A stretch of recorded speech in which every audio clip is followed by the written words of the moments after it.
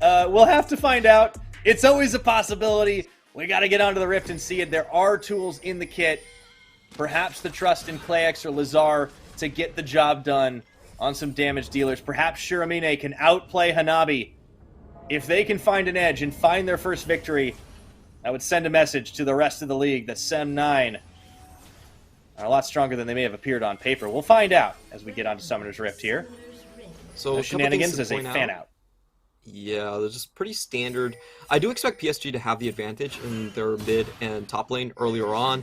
Renekton doesn't actually have kill threat on the Ahri. You have to pretty much flash onto her in order to get the kill down, and I don't see that as being a high possibility with Hecarim around. So SEM9 are going to get pressured a bit earlier on, and I do want to point out the masteries that we have from Shiramine here. We have seen Rest actually go for Hail of Blades in the past to kind of win out this trade. But he's going for a much more standard option here in the Fleet Footwork. It's possible for this Gnar to bully out the Gwen, but overall it has been very difficult for Gnar to work out in team fights, especially against teams that sort of open the team fight so quickly with the Ahri Charm and the Onslaught of Shadow. So we'll see how that goes. The best situation for SEM9 is definitely for Shiramine to actually just completely win over the lane. That would be the best opportunity, but I'm a little bit doubtful that they can make it happen given the fact that they are running a Diana and she's starting on the top side. Oh, look at Hanabi. Level 1 shenanigans coming in, no fear, with a little bit of snipping onto Shiramine. It's not going to dissuade the push here as they tried to interrupt and force the smite out, but Arashi not going to be slowed down too far off as he gets the smite off on the health. Nice attempt, though. It certainly didn't hurt, as he can get right to lane and match the pressure that the Gnar is dishing, and already off to a good start. Hanabi on this Gwen. We always think of him as a weak side laner, just because that typically was how PSG played him for so long in the past, but give the man a carry and he can work wonders. Especially a Gwen carry. That has been the standout pick for him, and Hanabi has been playing this absolutely beautifully. That's one of the reasons you see a lot of these melee champions actually leaving lane early to harass, because if you force the enemy back into lane in an awkward position, and you just get easy melee trades onto them early levels, you can force the HP downs super low, and that really opens up some ganking or kill potential for them. It makes the lane a lot more difficult to play. Meanwhile, on the bottom side, we do have a bit of a push in from the Jinx. We've seen this multiple times from this lane, but it really is about the ganks, I would say, about this lane. If you look at the level 6, it is so dangerous from SEM9, and actually very safe from PSG. That's the thing about Jhin, is that it's so easy to snowball without putting yourself in a lot of danger.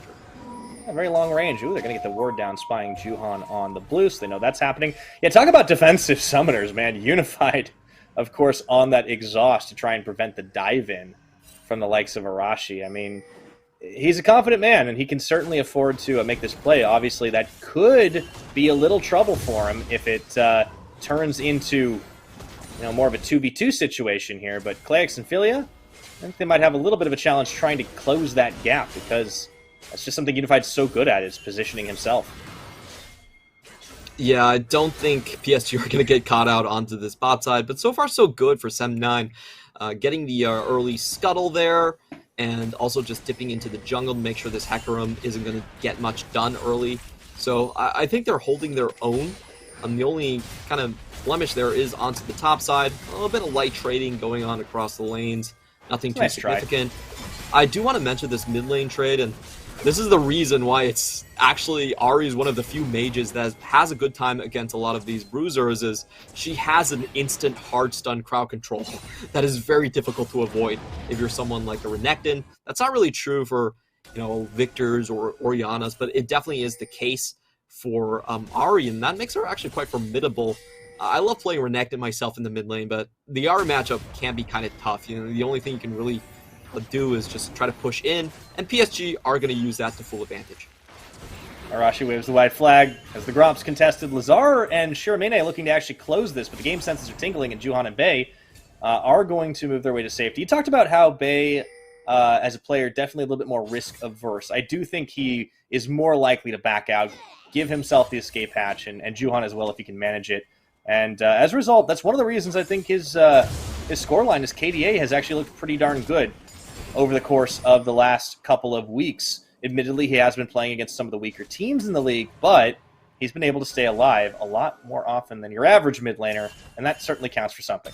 Yeah, for sure. If you have a 21 KDA, you're definitely doing something right. Let's just say that for get the obvious out of the way. But I really want to see, especially against a team like SEM9, him try to push his mechanics. Like, not go into a situation where he has a macro lead and just try to like outplay. That's when you really start to see like the players start to shine out. And this is what I miss about kind of watching games in the LPL is like everyone is willing to throw down. If you give it just an inch, they're like, okay, I'm blowing my flash, I'm going in for the kill, let's rumble.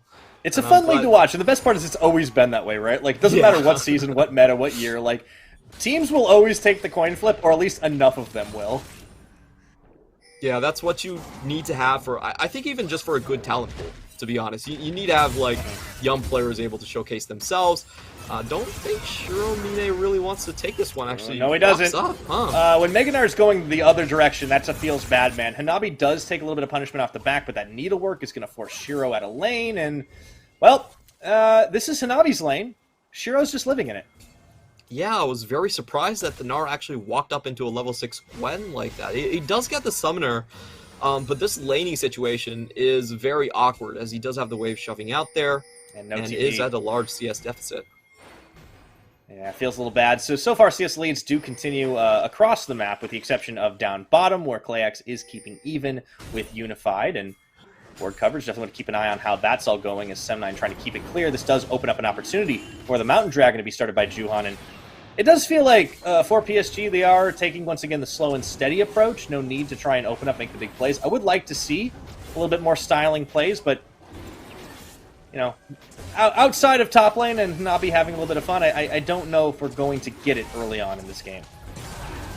You and me think so. Like, I think it's just the fact that we've casted LPL in the past, and that has stained our thinking forever in terms of League of Legends.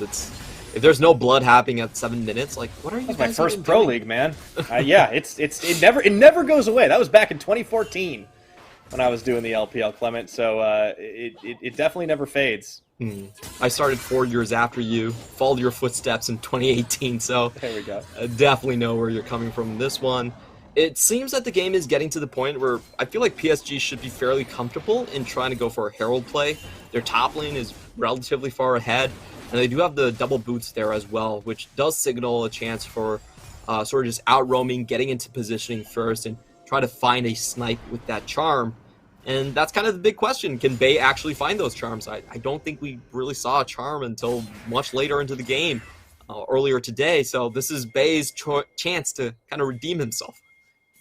Yeah, on that side, I think seeing the step up with some of those mechanical hits is really going to be really useful. Kyming sniffs around with the Zenith Blade. On the opposite side, you know, for SEM9, I mean, it does feel like the impetus is on them to try and open up, to try and act. Because what have we really seen from this team in 9 games? I mean, admittedly, they got off to a rough start, having to play a lot of games due to the COVID situation in week number 1, but like, what is this team's identity? What are they trying to do? I feel like I haven't been able to find an answer to that, and I want more. I want more from this squad. We all definitely do want more. And you know, to be perfectly honest, I think SEM9's issues is just like laning strength overall hasn't been up to par with their opponents. However, we do have an opportunity for SEM9 to find something on the map. I wouldn't say this is a bad trade at all. They are up about 320 gold just because of those plates against the Herald. And they have denied quite a bit from Unify. Look at this. Clayx is 2 levels up on the Jhin. Yeah, that's actually pretty nice to start on the trade. The question is, can they make that worth it when the Herald does get dropped? If they can actually sniff that out and stop it, that definitely cuts the bleeding. And obviously there isn't a massive gold swing right now because they have been able to cut it out here. Still no first blood at 9 minutes, and you know, credit to SheroMine. He has been able to at least stay alive through some of these attempts on his life by Hanabi, even being a level down, still hanging in. But you're right, that does seem to be one of the core issues with the SEM9 squad, is just compared to the rest of the PCS, their laning strengths just haven't really been there, and they need to find an edge. Lazar does go in, dodges a charm. Bay is having a hard time hitting those through the slices and dices. Here's Juhan, though, waiting in the wings. Yeah, really nicely played from Lazar. You do see the early Merc treads, as you do in this sort of a matchup. And here comes the sort of big question here, as we do have a bit of a lead on KlayX's part in this bottom side. Are they going to try and contest this? PSG, I think, with a very smart move these days, is just playing towards the mid lane when you have the Herald. There's no TP that's going to be coming from the top side, no flank potential, and that just means it's going to be very difficult for Lazar as a melee champion to wave clear this. Very difficult when there's 4 people on the lane. Juhan comes and cuts him off in traffic. Going to open up for at least 1, potentially 2 plays. Oh, even more with Shelly coming in. The rocket whiffs wide. And that's going to be just enough for a charge. Oh, it was a second away from clearing it as Arashi gets the smite down. But they will answer with the final plate in the bottom lane. KlayX might even be able to finish this tower. If he holds his nerve, he sees Unified coming and backs off. That is not actually a terrible trade for SEM9. Yeah, this is very interesting from PSG. I in my opinion, they're actually overcommitting to a lot of these mid lane trades. Because if you think about the map, they don't get another chance to get the mid lane tower unless they find a kill somewhere.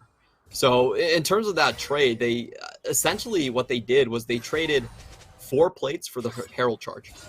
So in terms of like the overall Herald play, SEM9 actually got the better end of it. The extra gold that you see on PSG isn't coming from the Herald, it's actually coming from the CS. So yeah, it's very interesting. Of course, if they find a kill and they're able to get the first brick gold, then it wipes away that opportunity. But I do think they have to be careful about force-feeding KlayX way too much and giving him a good setup into the Drake fight. Yeah, it's always a bit of a wild card, X Factor, to give a Jinx that much of a edge early on. Lazar coming in to clear out the wave here does give Bay the opportunity to clear vision out behind the pit. This does give PSG the chance to open up on this dragon. This is going to be the Cloud number 2. We've seen PSG definitely prioritizing these fast Drake stacks. Definitely one of the teams that is pretty solid at it overall, but SEM9 have to know this is the case. They're going to try and clear vision out for themselves. Teleports aplenty, unless your name is Bay, but he's already here. Yeah, and we do have to pay attention to Shiromine. This is the most difficult part about playing Gnar, getting into the team fights with your Mega ready. On the flip side, they do have a sizable advantage coming in from the Jinx. As we said, a lot of tower plates going her way, so she will have that Gale Force. Ooh, Juhan nearly going down. Yeah, they're actually going to go for it onto the Hecarim, and he ults away. But the fight is still going as Arashi targets onto Unified. When the pony ran, there was nobody covering for the AD carry, and now they can maybe try to turn the fight, but now it's going to be Bay coming in for round 2 along with Hanabi. Lazar goes down as Bay picks up 2 in the extended trade. So a bit of a messy aftermath to that dragon, but PSG come out ahead. Yeah, we didn't see Shiromine join that at all. So unfortunately for SEM9, they overplayed their hand on the chase down. They got Unified, that was good, but they should have backed out after that one play. And it does look like PSG are still going to walk away with the objective and a lot of damage on this mid. So overall, I would say PSG still come out ahead in that trade, especially factoring the fact that Gnar only took 1 turret play top. So I think this is definitely still acceptable. It was a lot more risky than I think they might have wanted it to be. Filia definitely getting a good lockdown here, and also tagging Bay along the way in that fight. Arashi burning exhaust, but still getting into the backline right off the bat. It was pretty good, but they really should have backed off after that play. Gnar was just not going to join this one, and I think Lazar got a little bit baited by his team going into that. If they just backed out and kept Lazar alive, I think that would have been a winning trade for them. Yeah, as it was, they still managed to get something back for it, clearly not even looking for the dragon. But speaking of dragons, we are going to have an Infernal Rift this time around, which PSG and some of their damage dealing going to be pretty happy about that one. Man, towers have managed to stay alive up until the plates have been fallen, but a stiff breeze is all it takes for Bay to pick off first frickin' mid. And that is going to open up a little bit more of the map here for PSG Talon. Another Herald in 20 seconds as well. So it's kind of wash, rinse, repeat, and try to extend that lead. Only about 1,000 and some change right now for the side of PSG Talon. For SEM9, they still want to drag this out just a little bit while longer. They want to wait until Nautilus comes up, the fight starts. Oh, but they open up the curtain call. They've already taken down Filia. And oh my goodness, even though Arashi is able to pull a couple more in here, Juhan turns it around, and SEM9 are just running out of members. Shiromine looking around and wondering where the heck his team went.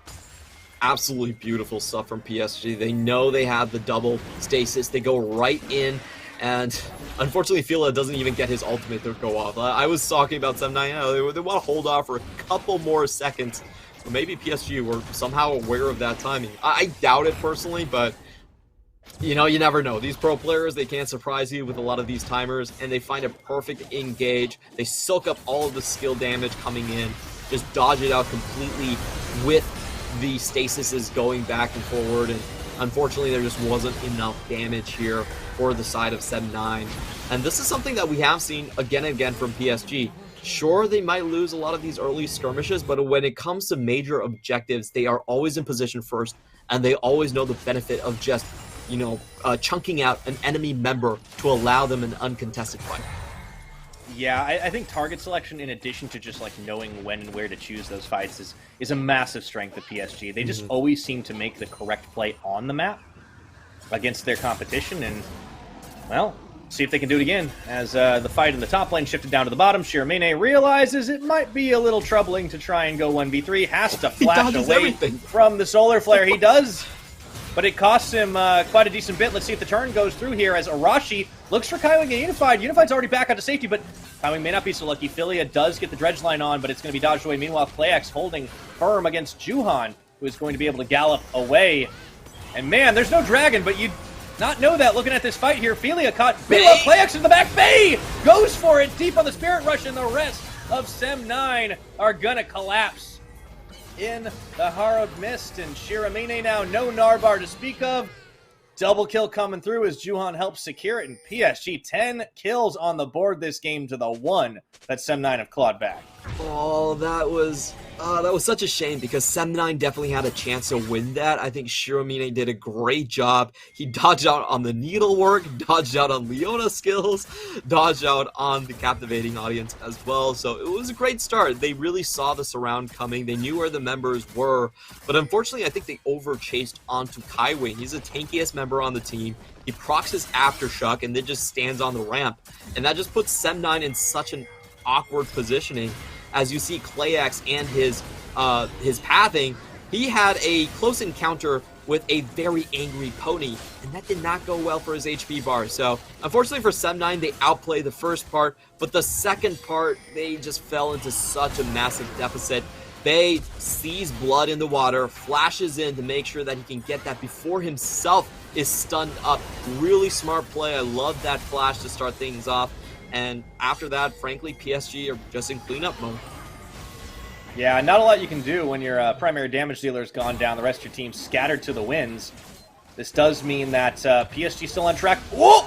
Oh, just a smidge too early on the Dragon. Man, Clayax has been really trying to go for the highlight montage with steals, but unfortunately it's a little bit harder to AoE snipe out objectives with Jinx these days. Meanwhile, fight up top, Nabi trying to hold on. Oh, he's going to take out Lazar. Wait a minute, that needlework forcing the flash away, and here comes Juhan to clean things up. Meanwhile, Arashi stunned and charmed for days as Bay goes into stasis. The rest of PSG come for the cleanup, and oh boy. That Dark Seal start is really working out for Bay. I want to see. Got stacks. Yeah, full stacks already, 5-0 and 5. I wonder what his KDA is going to be like after this game, because it's already sitting at 21. They could get a sizable boost after that one. Unfortunately, looking at the game there, I think that was a bit of desperation from SEM9. You know, dodging, trying to dive a Gwen has not yielded some great results. It's one of the reasons why Gwen is such a high priority, because she's just so safe in the top lane all by herself, and she scales well as well. So not a lot of risk just running her there. The rest of PSG were able to funnel in, and SEM9, if they want to use this sort of wombo combo, they really need all of their pieces at the same time. They need the Mega Gnar, they need the Moonfall, it needs to be instantaneous, and it needs to be focused on the same target. If those stars don't align from them, I just don't see them winning in these sort of scattered out team fights. Yeah, I agree with you. I think this is just so hard to execute. You talked about it in the draft phase, how, you know, this was going to be a little bit more difficult for SEM9 from the get-go. PSG definitely more in their element overall, and they have definitely looked a lot better in terms of, you know, in some of the individual accomplishments. I think Bay has been looking better on the Sari because he has had a little bit of an easier time, admittedly, but his team's setting him up for it. Unified, despite, the one death he's suffered, still really looking great in the team fights as expected. Shiramine has not been able to get a whole lot. Doesn't matter what he's laning against. And they might not be able to stop this tower going down, but at the same time, they've kind of neutralized some of the powerful picks that SEM9 have been able to grab for themselves in this one, and well on track to securing that Infernal Soul pretty early. Juhan goes a-running, looks for Arashi, turns over to Shiramine. No Narbar as he gets the blue smite down, and I do believe there's not much he can do but sit and spam, as he was charmed for days. Yeah, beautiful combo coming in right there. Juhan kicking the target back, and we saw Bei going for the Everfrost first into the charm combo. Pretty much guarantees everything to land down, so really nicely executed. Kaiwing even popping over the wall with an ultimate to make sure that CC chain goes all the way through. Not even an auto attack coming in from Shiramine in that one. And I think that really showcases the difficulty of playing a Gnar. You do not have crowd control on command. So even just dodging these just situations where there is a pincer becomes very difficult. You don't have that Neganar to push people away. And I think that's the reason why we just haven't seen the Gnar overall, even though Hullbreaker has been such a strong build. I know LCK likes it, but in the LPL, in the other regions, Gnar has really been put back on the back burner. Yeah, I think it's just, it is so situational and it is so risky, and you put yourself at a bit of a disadvantage. Sure, you can do something in the lane, but even that's, highly dependent on the matchup, and then you have to just play it so perfectly as Arashi goes in onto Bei, immediately prompting the Zhonya's Hourglass has to turn back around. 2-level deficit, Arashi still going in. That definitely takes some cojones, as we might say. When you're behind, you have to learn to front a little bit. You have to make the enemy scared of you and make less efficient play. So that was a good move by Arashi. Trades cooldowns very successfully. I think for me, the big issue is still, when is that Wombo combo going to come through? We want to see that Moonfall on top of a Dominus. Well, it's going to go the other way. Yeah, Lazar really had no chance there from the get-go. Opens up, Rocket comes out. Unified, though, is caught, and Arashi exhausted, but the cavalry has arrived as Juhan charges forward. Flashing Bei is actually going to be able to secure that charm at point-blank range. And in goes the onslaught of Shadows, and Shiramine is forced into the pit. The rest of the team scattered to the four winds. And oh, would you believe it, that is the ace for nothing. SEM9 out of this one as PSG will be able to secure a Baron. I will say at least SEM9 did make it to the 22-minute mark this game. Even though it's one-sided, has been a slight improvement for SEM9. Even though that might not seem like much consolation, they are at least outlasting the previous record. You have to take the silver linings where they exist, but oh, it is a very thin silver lining here, Clement. 18 kills to 1. PSG. Oh, let's take a look at that again. Unified definitely, by all rights, gets caught here. Still, yeah, I feel like he was baiting a little bit in this one. Really nice use of the...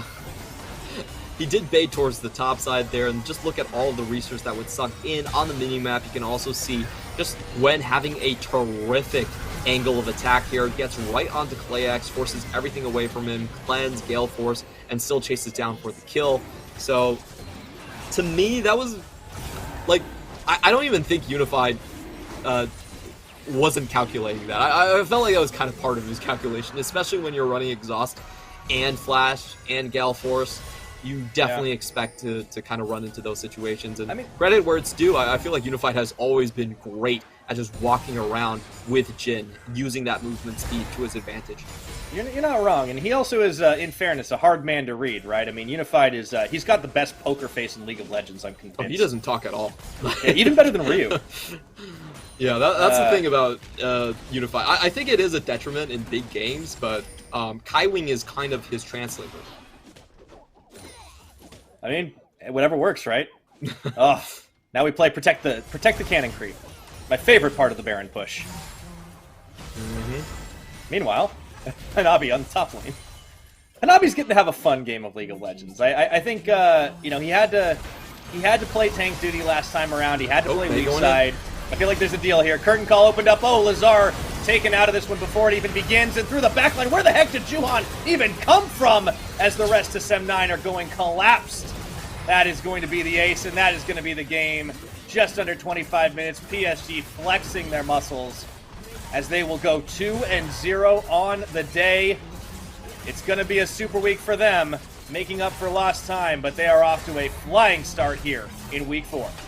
As is tradition, I fully expect Unified to buy everyone dinner. He is the only one that